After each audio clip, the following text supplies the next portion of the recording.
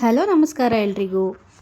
ನಮ್ಮ ಮನೆಯಲ್ಲಿ ಭೀಮನ ಅಮಾವಾಸ್ಯೆ ಪೂಜೆ ಹೇಗೆ ಮಾಡಿದ್ವಿ ಅಂತ ಈ ವಿಡಿಯೋನಲ್ಲಿ ತೋರಿಸ್ತಾ ಇದ್ದೀನಿ. ಸೊ ಬನ್ನಿ ನೋಡೋಣ. ಭೀಮನ ಅಮಾವಾಸ್ಯೆನ ಜ್ಯೋತಿರ್ಭೀಮೇಶ್ವರ ವ್ರತ ಅಂತಲೂ ಕರೀತಾರೆ. ಈ ಜ್ಯೋತಿರ್ಭೀಮೇಶ್ವರ ವ್ರತದಲ್ಲಿ ಜ್ಯೋತಿ ಅಂದರೆ ಬೆಳಕು.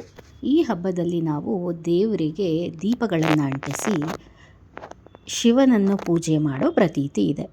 ಸೊ ಅದಕ್ಕೋಸ್ಕರ ನಾವು ದೀಪನ ಮಾಡ್ಕೋಬೇಕು. ದೀಪನ ನಾನು ಅಕ್ಕಿ ಹಿಟ್ಟಿನಲ್ಲಿ ಮಾಡ್ತಾಯಿದ್ದೀನಿ. ಇದು ನಮ್ಮ ಅತ್ತೆ ಮನೆ ಕಡೆ ಸಂಪ್ರದಾಯ ಇರೋದು. ಅಕ್ಕಿ ಹಿಟ್ಟಲ್ಲಿ ದೀಪಗಳನ್ನ ಮಾಡಿ ಶಿವನಿಗೆ ಅರ್ಪಿಸಿ ಪೂಜೆ ಮಾಡೋದು. ಕೆಲವರು ಮಣ್ಣಿನ ಹಣತೆಯೂ ಸಹ ಇಟ್ಟು ಪೂಜೆ ಮಾಡ್ತಾರೆ. ನಮ್ಮ ಕಡೆ ಇರೋದು ಅಕ್ಕಿ ಹಿಟ್ಟಲ್ಲಿ ದೀಪಗಳನ್ನ ಮಾಡಿ ಪೂಜೆ ಮಾಡೋದು. ಅಕ್ಕಿ ಹಿಟ್ಟನ್ನು ಜರಡಿ ಹಿಡ್ಕೊಂಡು ಸ್ವಲ್ಪ ನೀರು ಹಾಕ್ಬಿಟ್ಟು ಚೆನ್ನಾಗಿ ಮಿಕ್ಸ್ ಮಾಡ್ಕೊಬೇಕು. ನೀರು ಸ್ವಲ್ಪ ಸ್ವಲ್ಪನೇ ಹಾಕ್ಕೊಂಡು ದೀಪ ಮಾಡೋ ಹಿಟ್ಟಿನ ಹದಕ್ಕೆ ಮಾಡ್ಕೋಬೇಕಾಗುತ್ತೆ. ಎಷ್ಟು ದೀಪಗಳನ್ನ ಬೇಕಾದರೂ ಮಾಡ್ಕೋಬೋದು. ದೀಪನ ಕೆಲವರು ಹಣತೆ ಶೇಪಲ್ಲಿ ಮಾಡ್ತಾರೆ. ಹಣತೆ ಶೇಪಲ್ಲೂ ಸಹ ಮಾಡ್ಕೋಬೋದು. ನಮ್ಮ ಅತ್ತೆ ಅವ್ರು ಮಾಡೋದು ಈ ಥರ ಶೇಪಲ್ಲಿ ಮಾಡ್ತಾರೆ. ಅದಕ್ಕೆ ನಾನು ಅದನ್ನೇ ಫಾಲೋ ಮಾಡ್ತಾಯಿದ್ದೀನಿ. ನಾನು ಯೂಶ್ವಲಿ 4 ದೀಪಗಳನ್ನ ಮಾಡ್ತೀನಿ.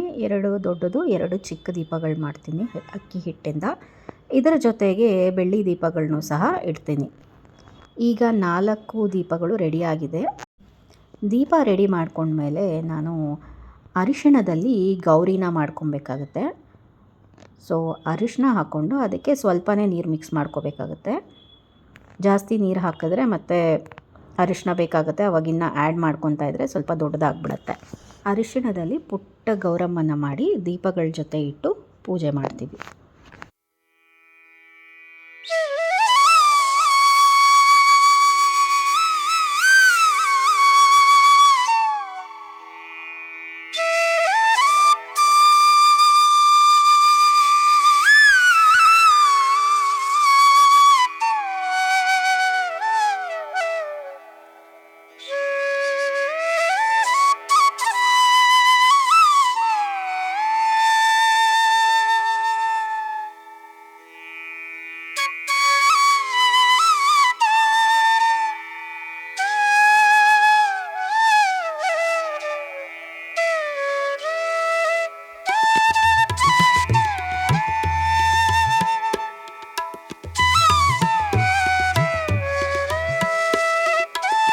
ಅರಿಶಿಣದಲ್ಲಿ ಮಾಡಿದ ಗೌರಮ್ಮ ಈ ರೀತಿ ಇರುತ್ತೆ.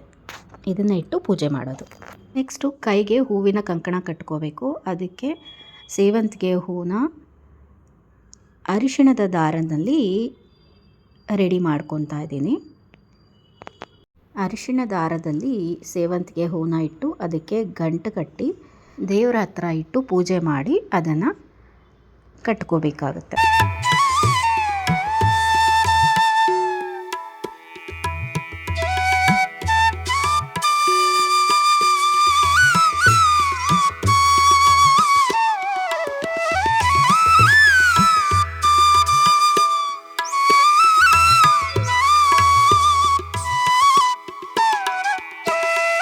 ಹೂವಿನ ಕಂಕಣನ ಈ ಥರ ರೆಡಿ ಮಾಡ್ಕೊಂಡಿದ್ದೀನಿ. ಸೊ ಈ ಥರ ಕಾಣಿಸುತ್ತೆ. ಹೂವಿನ ಕಂಕಣ ಕಟ್ಟಿದ್ದಾದಮೇಲೆ ದೇವ್ರ ಮನೆಗೆ ಪೂಜೆಗೆ ರೆಡಿ ಮಾಡ್ಕೊತಾ ಇದ್ದೀನಿ. ನೆಲದ ಮೇಲೆ ಒಂದು ಬಟ್ಟೆನ ಹಾಸ್ಕೊಂಡು ಅದ್ರ ಮೇಲೆ ಒಂದು ಮಣೆನ ಇಟ್ಟಿದ್ದೀನಿ. ಆ ಮಣೆ ಮೇಲೆ ನೀರು ತುಂಬಿರೋ ಚಂಬನ್ನು ಇಟ್ಕೋಬೇಕಾಗತ್ತೆ. ನೀರು ತುಂಬಿರೋ ಚಂಬಿಗೆ ಅರಿಶಿನ ಕುಂಕುಮ ಹಚ್ಚಿ ಇಟ್ಕೋಬೇಕು.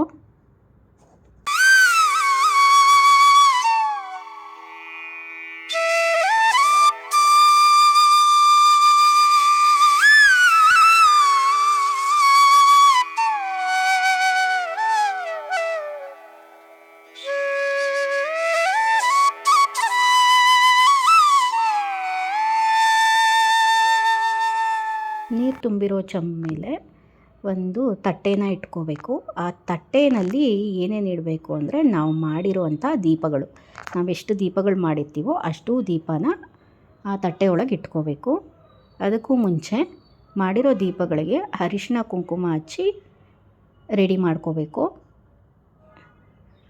ಇದರ ಜೊತೆಗೆ ಅಕ್ಕಿ ಹಿಟ್ಟಿನಲ್ಲಿ ಮಾಡಿರೋ ದೀಪಗಳ ಜೊತೆಗೆ ನಾನು ಬೆಳ್ಳಿ ದೀಪನೂ 2 ಚಿಕ್ಕದು ಹಚ್ತೀನಿ. ಸೊ ಅದನ್ನು ಸಹ ತಟ್ಟೆನಲ್ಲಿ ಇಟ್ಕೊತೀನಿ. ಜೊತೆಗೆ ಅರಿಶಿಣದಲ್ಲಿ ಮಾಡಿರೋ ಗೌರಮ್ಮನೂ ಸಹ ತಟ್ಟೆಯಲ್ಲಿಟ್ಟು ಪೂಜೆ ಮಾಡ್ತೀವಿ.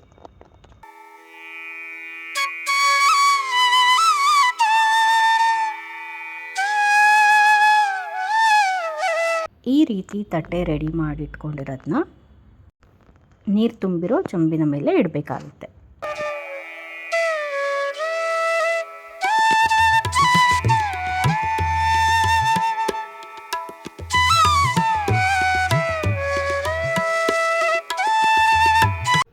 ದೀಪಗಳಿಗೆ ಇಲ್ಲಿ ತುಪ್ಪನ ಹಾಕೋತಾ ಇದ್ದೀನಿ. ಎಲ್ಲ ದೀಪಗಳಿಗೂ ನಾನು ಇಲ್ಲಿ ತುಪ್ಪನ ಯೂಸ್ ಮಾಡ್ತಾ ಇದ್ದೀನಿ. ಇದರ ಜೊತೆಗೆ ತಟ್ಟೆನಲ್ಲಿ ನಾನು ಎಲೆ ಅಡಿಕೆ, ಬಾಳೆಹಣ್ಣು ದೇವರ ನೈವೇದ್ಯಕ್ಕೆ ಇಟ್ಟು, ಅದರ ಜೊತೆಗೆ ಹೂವಿನ ಕಂಕಣಕ್ಕೆ ಅರಿಶಿಣ ಕುಂಕುಮ ಇಟ್ಟು ತಟ್ಟೆನಲ್ಲಿ ಇಡ್ತಾ ಇದ್ದೀನಿ.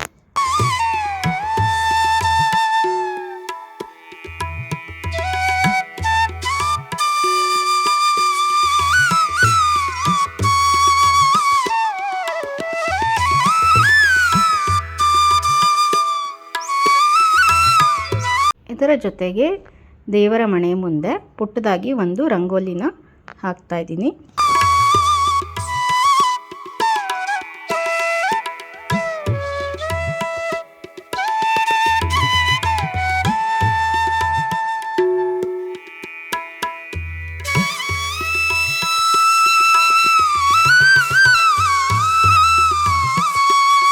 ದೇವರ ಮನೆ ರೆಡಿ ಮಾಡಾದ್ಮೇಲೆ ನಾನು ಸಹ ರೆಡಿ ಆಗಿಬಿಟ್ಟು ಬಂದು ದೀಪಗಳನ್ನ ಹಚ್ಚಿ ದೇವರ ಪೂಜೆ ಶುರು ಮಾಡಿದೆ.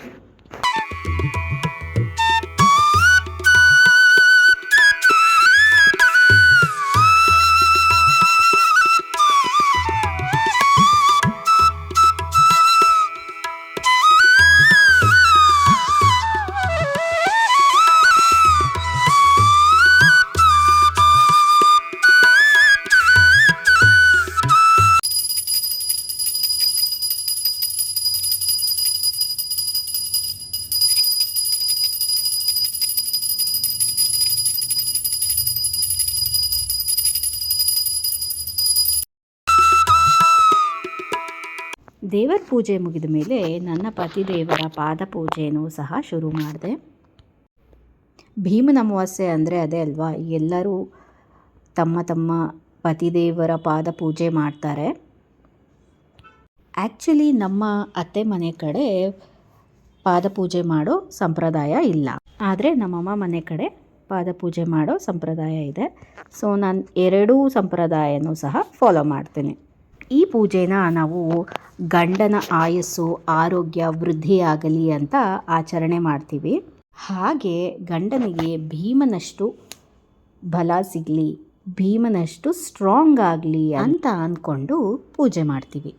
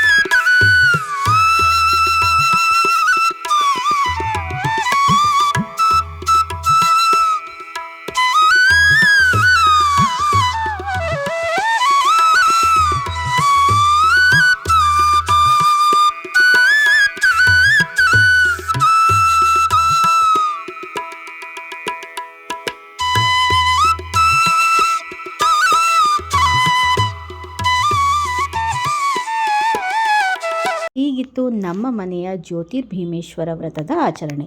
ನಿಮ್ಮ ಮನೆಯಲ್ಲಿ ಹೇಗೆ ಆಚರಣೆ ಮಾಡಿದ್ರಿ ಅಂತ ಕಮೆಂಟ್ ಬಾಕ್ಸಲ್ಲಿ ತಿಳಿಸಿ. ಈ ವಿಡಿಯೋ ಇಷ್ಟ ಆಗಿದ್ದರೆ ಲೈಕ್ ಮಾಡಿ, ಕಮೆಂಟ್ ಮಾಡಿ. ನನ್ನ ಚಾನಲ್ನ ಇನ್ನೂ ಸಬ್ಸ್ಕ್ರೈಬ್ ಮಾಡಿಲ್ಲ ಅಂದರೆ ಪ್ಲೀಸ್ ಸಬ್ಸ್ಕ್ರೈಬ್ ಮಾಡ್ಕೊಂಡು ವೀಡಿಯೋಸ್ ವಾಚ್ ಮಾಡಿ. Stay tune for more videos. Thank you for watching. ಜೈ ಶ್ರೀರಾಮ, ಜೈ ಆಂಜನೇಯ.